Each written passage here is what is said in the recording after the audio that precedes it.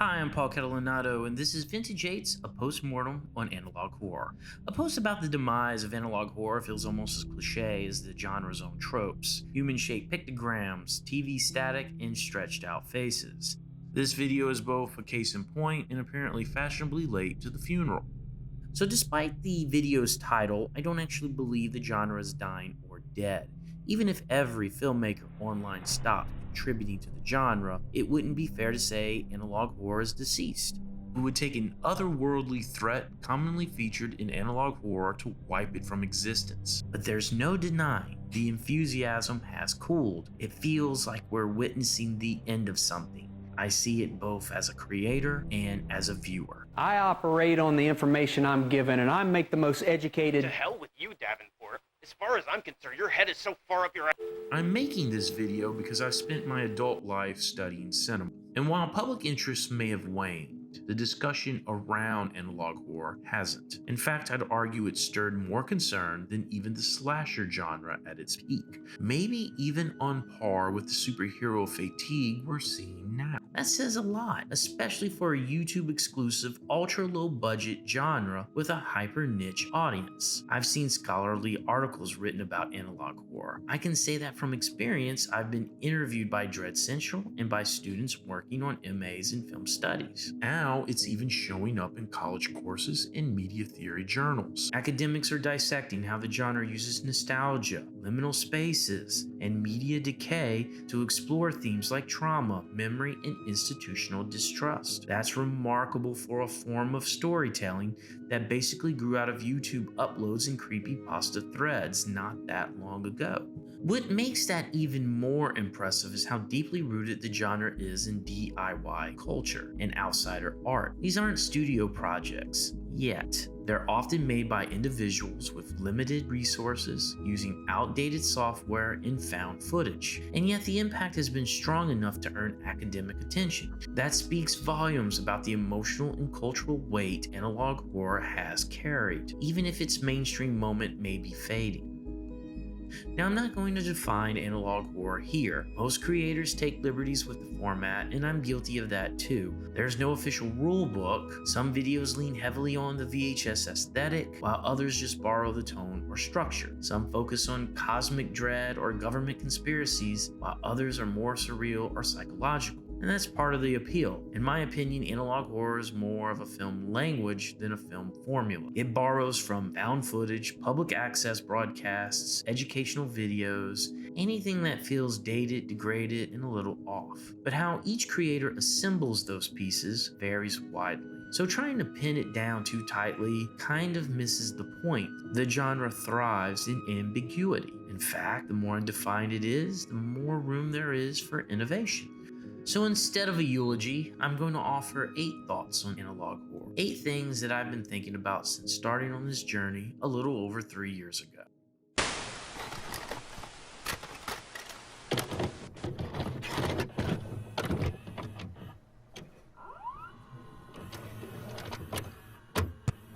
So 1. How did analog horror get so big in the first place? I think there are 2 reasons for analog horror's rise, but I'll start with the most obvious: COVID. The pandemic was a bizarre, disorienting time. Not just because we were stuck at home, though that certainly played a role. Analog horror struck a nerve, especially with Gen Z. There was this shared feeling that the world had ended before they even had a chance to live in it. That the lives they were living were artificial, just some kind of performance maybe. And the only proof of something real or some explanation for this calamity was locked away on a forgotten relic from the past. There's always a natural distrust between generations, but I think that tension was supercharged during COVID. Institutions failed us, or at least they felt like they did.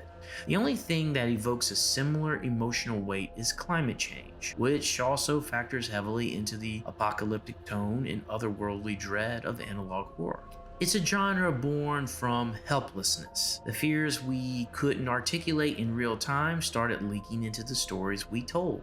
When I looked at something like the Mandela Catalog, for instance, it taps directly into the fear that the institutions we once trusted aren't just failing, they might be trying to replace us. Not kill us, replace us with a version that looks the same but isn't real, but more in line with what something else's worldview is. I've spoken with other creators about this at length, but there's a strange sense that we've lived through the end of the world and the world kept going. To some degree, the machine just kept turning, almost like it didn't need us or doesn't need us. Sounds like an analog horror to me.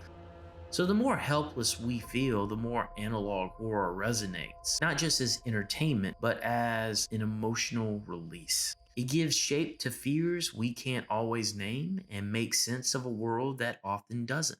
When reality feels unreal, this genre becomes a mirror, however warped, that reflects the truth we're afraid to face. Artificial atmosphere is created.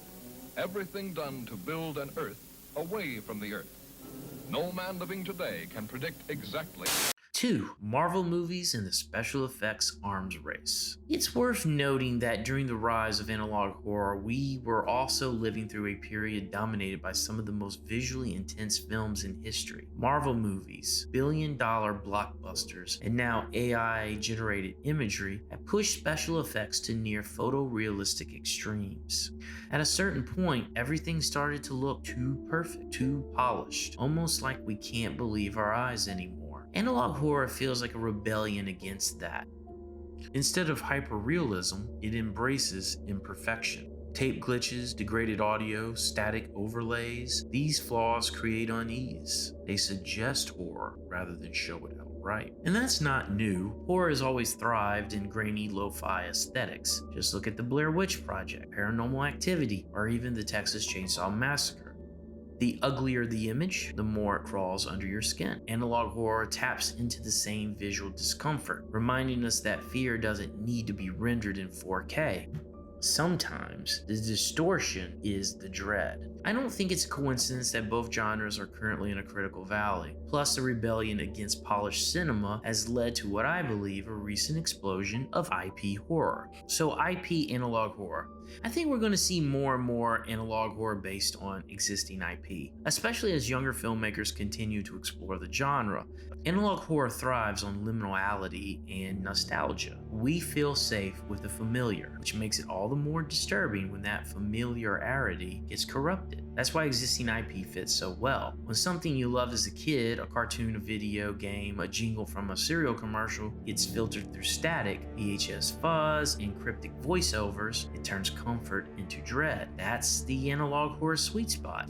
Some people push back against this, calling it derivative or lazy. For others, it's their favorite kind of analog horror. Either way, it's not going anywhere. It fits too neatly into one of the genre's core themes, the idea that the things that once made you feel safe are always hiding something deeply wrong. And maybe on some level, it's also a way of processing the fear of growing up. You take the comforting icons of your childhood and reinterpret them through an adult lens, darker, more cynical, and more honest. The world didn't stay the same, so neither do the things you used to love. In many ways, analog horror is an overly complicated, deeply unsettling way of saying goodbye to simpler times, maybe even a bitter farewell. These things we once trusted, tapes, TVs, emergency broadcasts, institutions, didn't save us from COVID or climate change or anything else. They just kept humming along indifferent. That's where the horror might come from. Number 4.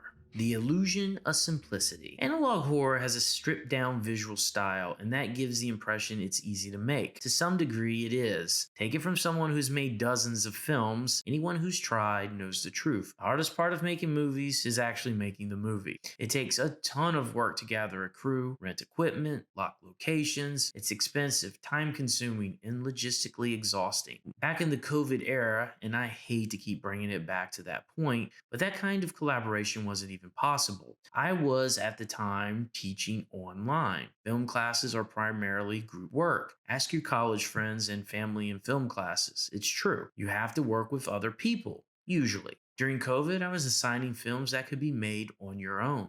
There was even a time when you could opt out of group work and work alone if you were afraid of catching the illness. Quite simply, we weren't getting together. We weren't on sets. For those of us looking for a creative outlet, analog horror offered a kind of lifeline, a solo or small scale framework to express the anxiety, confusion, and dread we were all feeling. But while the tools have become more accessible, the simplicity has created a new challenge, maybe the biggest one facing the creative space right now: AI. Hello, I am Oracle. What would you like to know?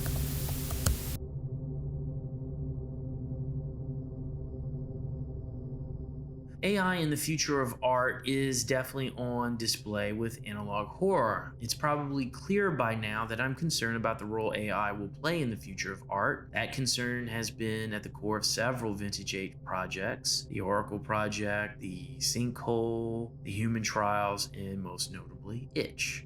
Most of you know I used AI in Itch. Yes, I used it to critique AI art, and yes, I was rightly criticized for doing so. That project was in part an experiment. I wanted to see what kind of reaction it would provoke. And I was genuinely encouraged to see how many of you care not just about the final product, but how it was made. That matters. As a professor, I see the impact of AI every day in the classroom. Students often toss their thoughts into a prompt, copy the output, and submit it without so much of thought. I usually don't catch it right away. Usually the writing starts looping in circles, or it sounds just a little too polished, but in a way that lacks a voice or intention. AI can absolutely make simple tasks faster, but it also skips the part of the process that helps us grow. You don't get better at writing or making art by avoiding the friction. That struggle is where the learning happens. I'm not here to predict where this is all going, but AI is a tool that we'll have to come to terms with. Creators, viewers, educators, everyone. One thing's for sure though, if we don't want it shaping the future of art, we have to stop rewarding it. We vote with our attention. We vote with our views. So where we end on this subject is largely dependent on you. More and more of it will enter the creative space, but I have heard that YouTube will be taking an active stance against it. That might stop the images, but that might not be enough to stop AI affecting the most important part of analog horror, the script. Ken, so human. Don't throw away any life-altering decisions so soon. At least, check out my freebies first. Another thing that I've been thinking a lot about is criticism. I've seen a wide range of opinions when it comes to criticism on analog horror, from gentle suggestions to outright scathing takes. Personally, I'm a big believer if you're going to offer a critique, then do the compliment sandwich. Start with what works, address what doesn't, and then end with something encouraging. That said, we shouldn't avoid criticism altogether. It's a necessary part of the creative process.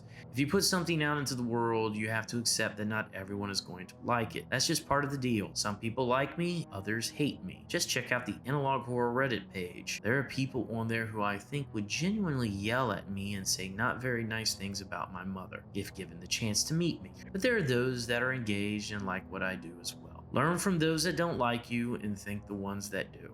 I usually only argue if something is untrue. Also, if you're going to upload something to the internet, think about it like this. I firmly believe that if everyone likes what you're doing, then you aren't trying to break new ground. So have we moved on?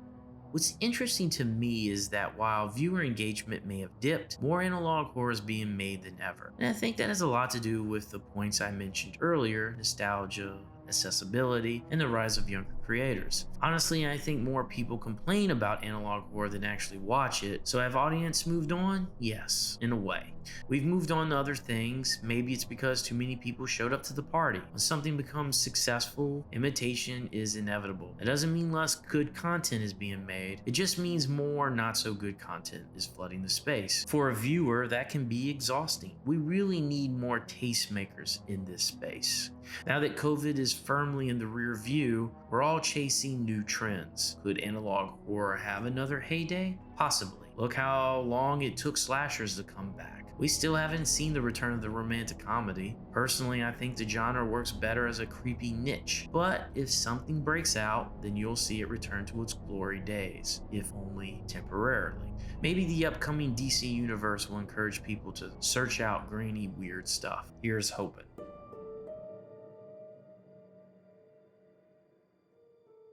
So what is next? Is digital horror the next big thing? Possibly, maybe, but probably not. I'm sure I'll catch some heat for this, but aside from presentation and format, I don't see a major difference between digital and analog horror.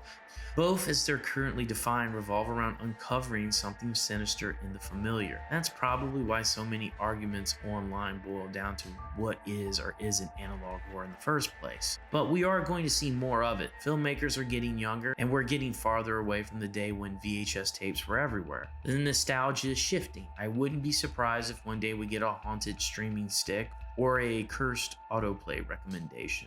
As for me, I'm going to keep following what inspires me. I want to make what interests me, whatever form that takes. Lately, that also means exploring new types of content, curated lists, shoutouts to smaller creators, and ways to introduce you to channels you might not know about. At the same time, I still want to push the medium, not just analog horror, but internet horror in general. There's still dark corners worth exploring, and I want to keep finding new and unexpected ways to unsettle people in this space. I don't have a real conclusion here or thoughts to sum up. Analog, digital, internet horror is too fluid. It changes on a dime, and there are billions of working parts, both working together and in their own space. COVID might represent the last form of monolith culture we see in our lifetimes. I am curious what the Backrooms movie will bring to the creative space. If it's successful, does that mean Hollywood will look at other analog horrors to bring to the mainstream? If it fails, will anyone try any other properties? As of writing this script, I am actively looking to find an agent for the Children of the House graphic novel. Will I be helped or hindered by what's going on in this space?